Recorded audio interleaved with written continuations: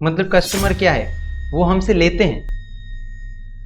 तो दोस्तों बिजनेस कोई भी हो, सबसे इंपॉर्टेंट होता है उसका कस्टमर। आइए समझते हैं कि कस्टमर का लेजर हम कैसे बना सकते हैं टैली प्राइम 7.0 में बहुत सही तरीके से। ठीक है, तो आ जाते हैं। सबसे पहले टैली को ओपन कर लेना है, फिर हमें मास्टर्स में से क्रिएट पे चले जाना है, क्रिएट पे चले जाना है, फिर लेजर्स पे चले जाना है। लेजर्स पे हमने गए, यहाँ पे हमें कस्टमर का जो भी नेम है हम यहाँ पे डाल देंगे। कस्टमर का आपका जो भी नेम है वो यहाँ पे डाल देना होता है।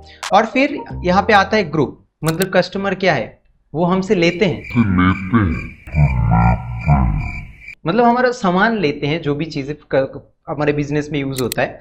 तो यहाँ से हमें ग्रुप सिलेक्ट कर लेना है, इसलिए सन्ड्री डेटर्स हमें सिलेक्ट कर लेना है। और फिर देखो यहाँ पे मेंटेन बिल बाय बिल को येस रखना है और एंटर प्रेस करते हुए सेकेंड टाइप में चले आना है।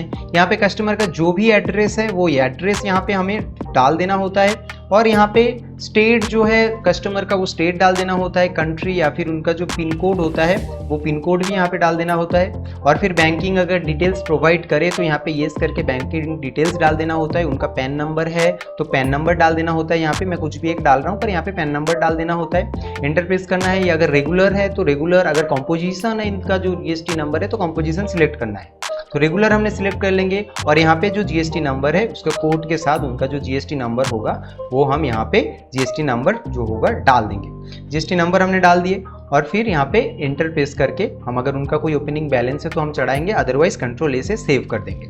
तो हो गया हमारा जो कस्टमर का लेजर है वो क्रिएट हो गया। कस्टमर सबसे ज़्यादा इंपॉर्टेंट होते हैं कोई भी बिजनेस में।